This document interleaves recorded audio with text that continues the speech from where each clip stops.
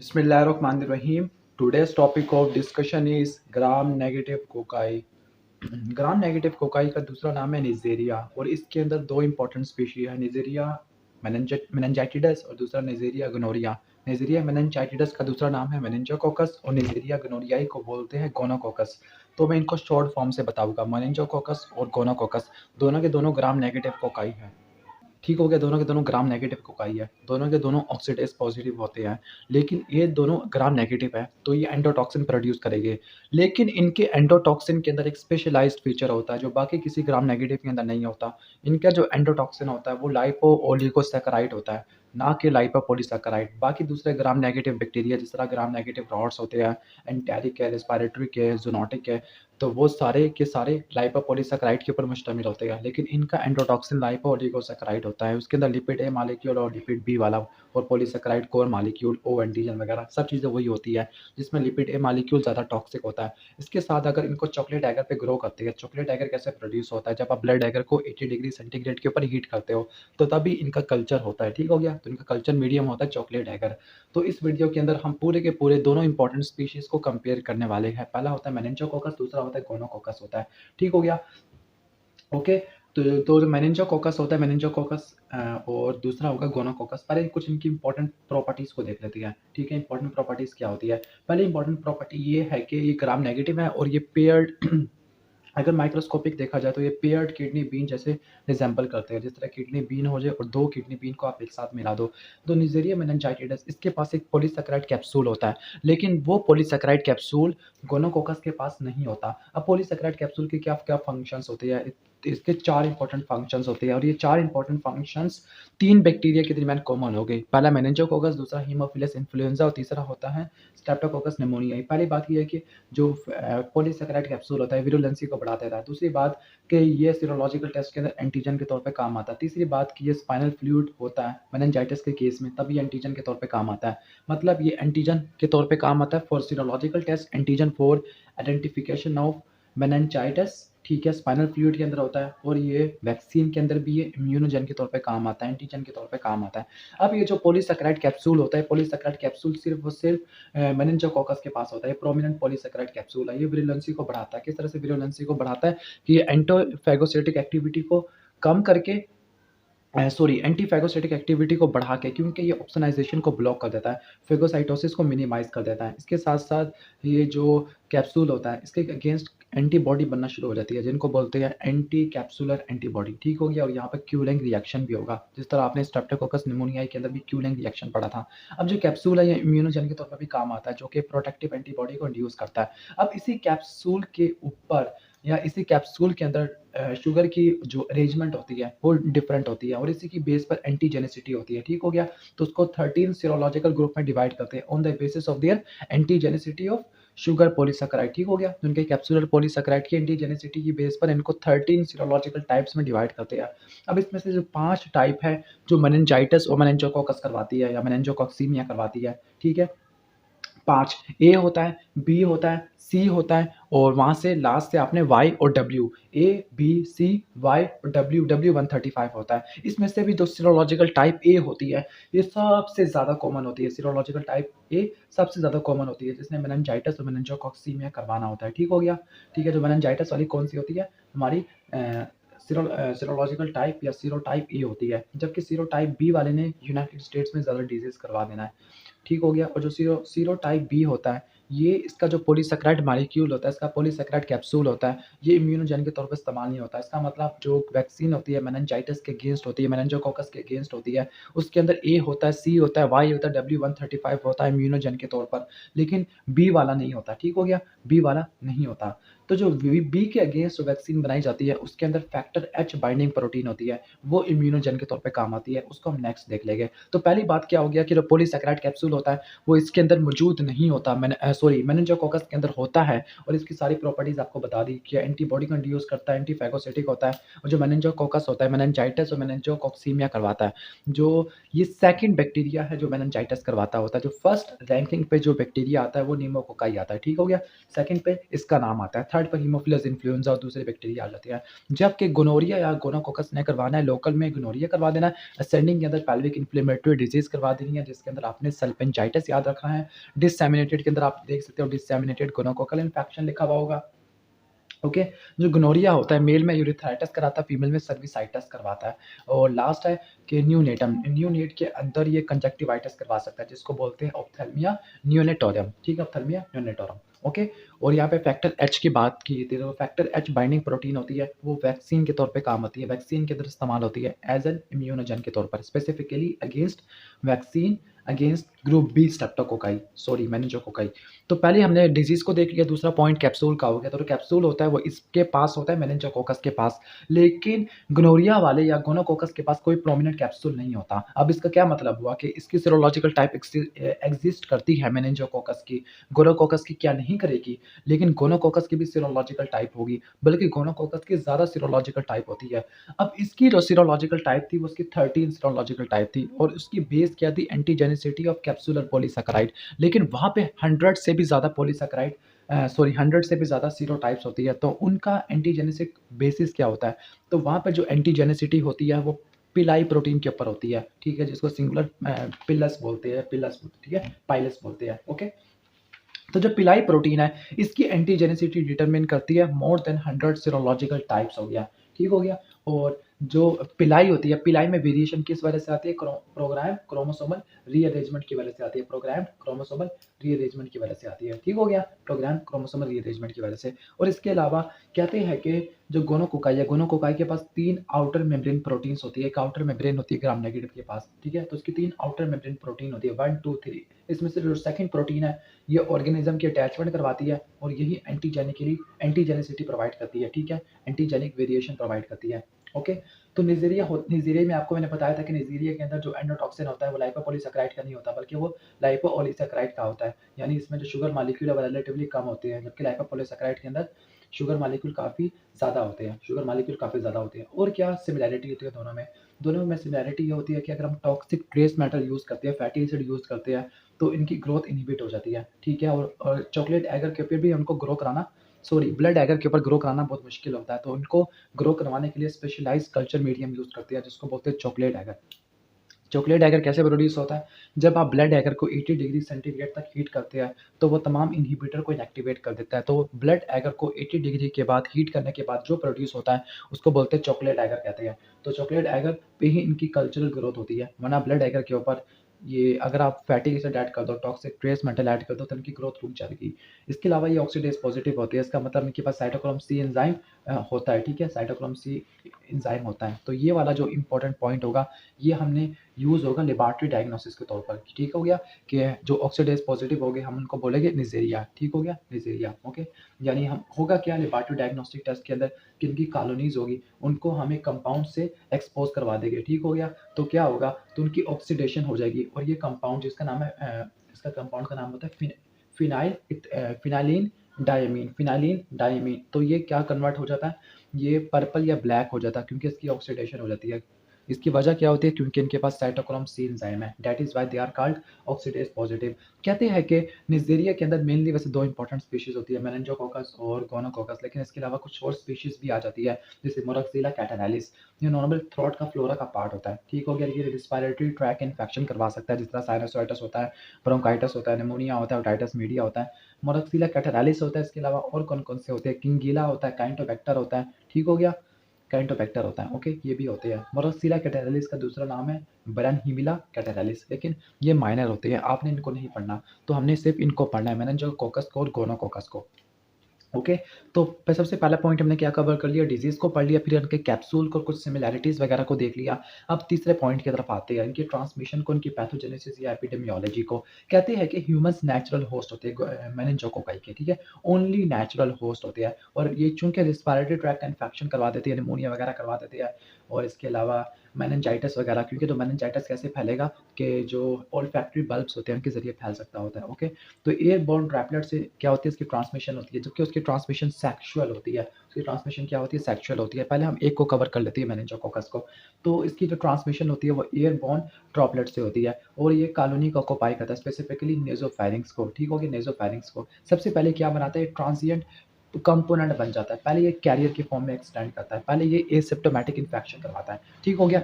जो इंडिविजुअल होगा उसको कोई सिम्पटम नहीं आएगी और वो कैरियर के तौर पे काम करेगा। जब वो नेज़ोफैरिंक्स में पहुँचेगा, तो नेज़ोफैरिंक्स से फिर वो जाएगा किसके पास? ब्लड में जाएगा, फिर ब्लड से होता हुआ मेनिंजेस के पास जाएगा, जॉइंट्स में जाएगा या पूरी बॉडी में फैल जाएगा। मेनिंजेस या जॉइंट्स में जाएगा तो वहाँ पे मेनिंजाइटिस करवा देगा, अगर पूरी बॉडी में फैल जाएगा तो ये मेनिंजोकॉक्सीमिया करवा देगा, मेनिंजोकॉक्सीमिया करवा देगा, ठीक हो गया?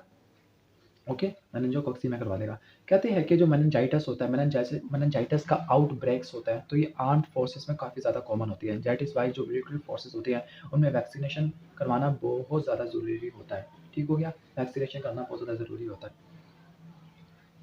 एक बात आपने नोट करनी है कि जो इन्फेंट होती है, जो 2 महीनों से ज़्यादा ओल्डर होती है, तो उनके अंदर 2 ही बैक्टीरिया ऐसे होते हैं जिन्होंने मेनिंजाइटिस करवानी है। सबसे पहले नंबर पे निमोकोकस आता है, दूसरा नंबर पे नेज़ेरिया मेनिनजाइटिडस आता है। स्पेसिफिकली नेज़ेरिया मेनिनजाइटिडस या मेनिंजोकोकस में भी ग्रुप ए वाला ज़्यादा इंपॉर्टेंट होता है। ग्रुप बी वाला उनके अंदर डेवलप्ड कंट्रीज़ के अंदर, यूनाइटेड स्टेट्स के अंदर ज़्यादा कॉमन होता है और ये कब होता है?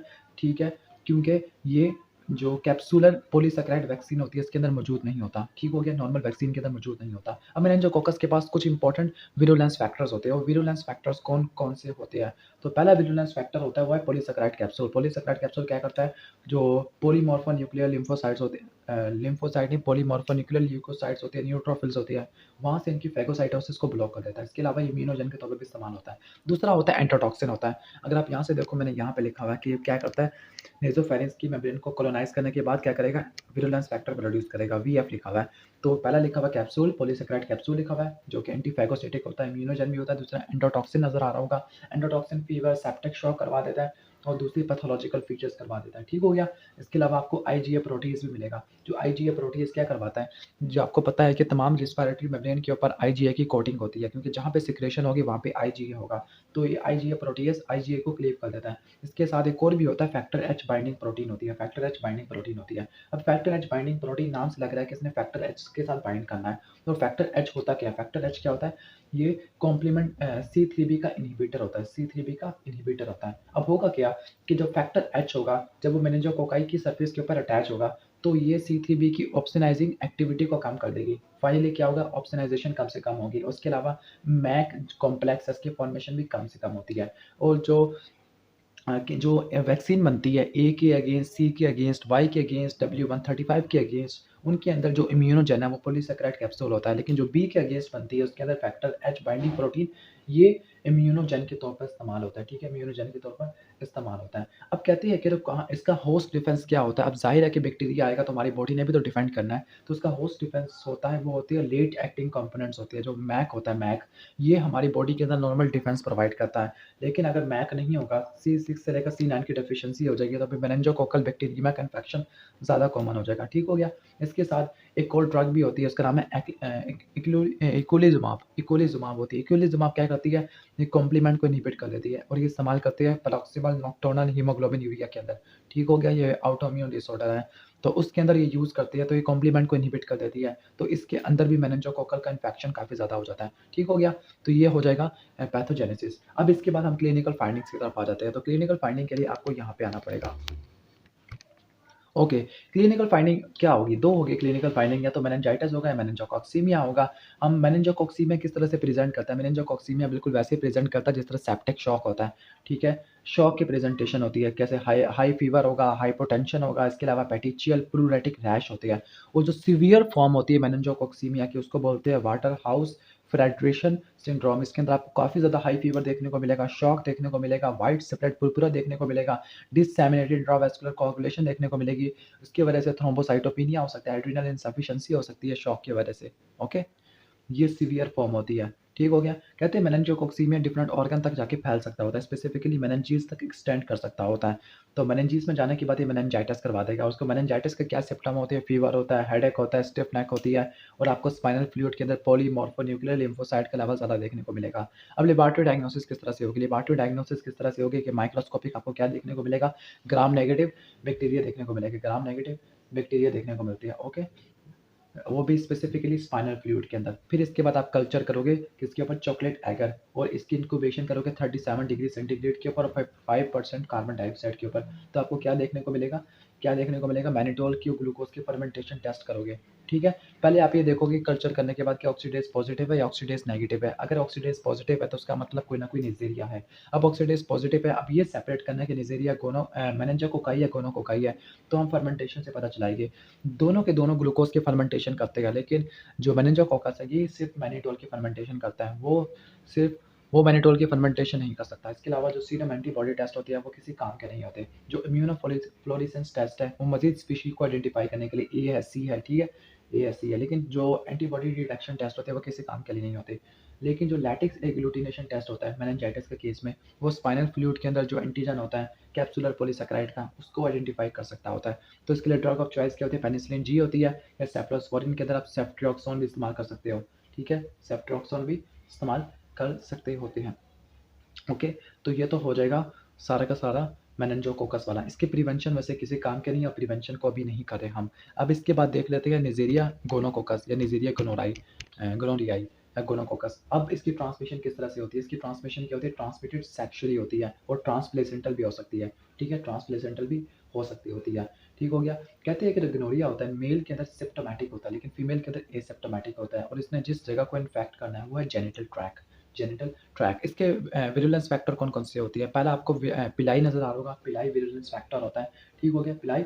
इसके अलावा 2 और विरुलेंस फैक्टर भी होते हैं जो सेल वॉल के अंदर होती है, एक होते हैं एंडोटॉक्सिन होता है, लाइपोओलिगोसैकेराइड, दूसरा आउटर मेम्ब्रेन प्रोटीन्स होती है।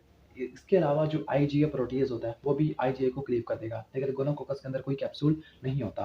अब उसका होस्ट डिफेंस क्या था? उसके होस्ट डिफेंस के अंदर आपको कॉम्प्लीमेंट देखने को मिलता था। इसके होस्ट डिफेंस के अंदर एंटीबॉडीज़ होती है, कॉम्प्लीमेंट होता है, न्यूट्रोफिल होती है, ठीक है? एंटीबॉडी क्या करती है? ऑप्सोनाइज़ेशन करवा देती है और किलिंग करवा देती है, ठीक हो गया? किलिंग करवा देती होती है। अब गोनोकोकस प्राइमरीली इन्फेक्ट किसको करता है? म्यूकोज़ल सर्फेस को करता है। मेल के अंदर यूरेथ्रा और फीमेल के अंदर सर्विक्स होता है। मेल के अंदर यूरेथ्राइटिस करवाता है, फीमेल के अंदर सर्विसाइटिस करवाता होता है। सर्विसाइटिस करवाता होता है, ठीक हो गया? लेकिन डिसएमिनेशन भी हो सकती है, डिसएमिनेशन भी हो सकती है, ठीक हो गया? अब इनकी रेजिस्टेंस की वजह क्या होती है? रेजिस्टेंस की वजह ये होती है कि एक प्रोटीन प्रोड्यूस करती है जिसको बोलते हैं पोरिन ए होती है। वो पोरिन ए क्या करती है? C3b को इनएक्टिवेट कर लेती है, तो ये रेजिस्टेंस होती है होस्ट डिफेंस के अगेंस्ट। अब वही बात है कि अगर किसी बंदे के अंदर लेट एक्टिंग कंपोनेंट की डेफिशिएंसी हो जाएगी तो गोनोकोकस का इन्फेक्शन काफ़ी ज़्यादा कॉमन हो जाएगा। अब क्लिनिकल फाइंडिंग्स को देख लेते हैं। क्लिनिकल फाइंडिंग्स के 4 डिजीज़ होती है, लोकल, असेंडिंग, डिसेमिनेटेड और नियोनेटल होता है। तो आपको डिफरेंट डिजीज़ के अंदर डिफरेंट फाइंडिंग देखने को मिलेगी। पहले हम लोकलाइज़ देख लेते हैं। लोकलाइज़ में गोनोरिया होता है, ठीक है? गोनोरिया जेनिटल ट्रैक्ट के अंदर देखने को मिलता है, ठीक हो गया? मेल के अंदर यूरिथाइटिस होता है, डिसयूरिया हो जाएगा और पुरुलेंट डिस्चार्ज हो जाएगा। ये भी हो सकता है कि एपिडेर्मिस की इन्फ्लेमेशन हो जाए, जिसको एपिडेर्मिटिस बोलते हैं। इसके बाद फीमेल के अंदर क्या होगा? फीमेल के अंदर एंडोसर्विक्स की इन्फ्लेमेशन हो जाएगी, सर्विसाइटिस हो जाएगा, पुरुलेंट वेजाइनल डिस्चार्ज हो जाएगा, ठीक है? ये सब चीज़ें देखने को मिलेगी। ओके, असेंडिंग इन्फेक्शन क्या होगा कि इन्फेक्शन ऊपर की तरफ चला गया तो ये साल्पिंजाइटिस करवा सकता है, यूट्राइन ट्यूब को कोलैप्स कर देगा या ओक्लूड कर देगा, जिसकी वजह से स्टेरिलिटी, इनफर्टिलिटी हो जाएगी, या एक्टोपिक प्रेगनेंसी भी हो सकती है, या यूट्राइन ट्यूब में फर्टिलाइजेशन वगैरह भी हो सकती है। डिसएमिनेटेड को देख लेते हैं। फैल गया डिसएमिनेटेड गोनोकोकल इन्फेक्शन, ये कब होता है? ये किस तरह से प्रेजेंट करता है? जॉइंट्स की इन्फ्लेमेशन हो जाएगी जिसको आर्थराइटिस बोलेंगे, टेंडन की साइनोवियल शीथ की इन्फ्लेमेशन हो जाती है, टीनोसाइनोवाइटिस, या स्किन के पॉस्ट्यूल बनना शुरू हो जाएंगे, और इसकी वजह से सेप्टिक आर्थराइटिस हो सकता है, ठीक हो गया? सेप्टिक आर्थराइटिस हो सकता है। और दूसरे इन्फेक्टेड साइट कौन-कौन सी है? एनोरेक्टल एरिया में इन्फेक्शन हो सकता है, थ्रोट के अंदर इन्फेक्शन हो सकता है, आइज़ के अंदर। अब एनोरेक्टल किसके अंदर होता है? वुमेन के अंदर और होमोसेक्सुअल मेल के अंदर होता है, ठीक हो गया? वुमेन के अंदर और होमोसेक्सुअल, जबकि थ्रोट के अंदर हुआ तो ये फारिंजाइटिस करवा देगा। न्यूनेट के अंदर भी हो सकता है, न्यूनेट के अंदर ये ऑप्थेल्मिया न्यूनेटोरम करवा सकता है, क्योंकि ये ट्रांसप्लेसेंटल पैसेज भी हो सकता है, इसका ट्रांसप्लेसेंटल ट्रांसमिशन भी हो जाती है, ठीक हो गया? ओके। और दूसरे सेक्सुअली ट्रांसमिटेड डिजीज कौन कौन सी है? साइफिलस है, नॉन गोनोकोकल यूरिथ्राइटिस, जिसको बोल जो होता है क्लैमिडिया ट्रैकोमैटिस की वजह से हो सकता है, वो भी गोनोरिया के साथ को एग्जिस्ट करते होती है। लेबोरेटरी डायग्नोसिस क्या होगा? लेबोरेटरी डायग्नोसिस क्या होगा? ग्राम स्टेनिंग करोगे, कल्चर करोगे चॉकलेट एगर के ऊपर, लेकिन जो स्क्रीनिंग टेस्ट होता है वो न्यूक्लिक एसिड एम्प्लीफिकेशन टेस्ट होता है।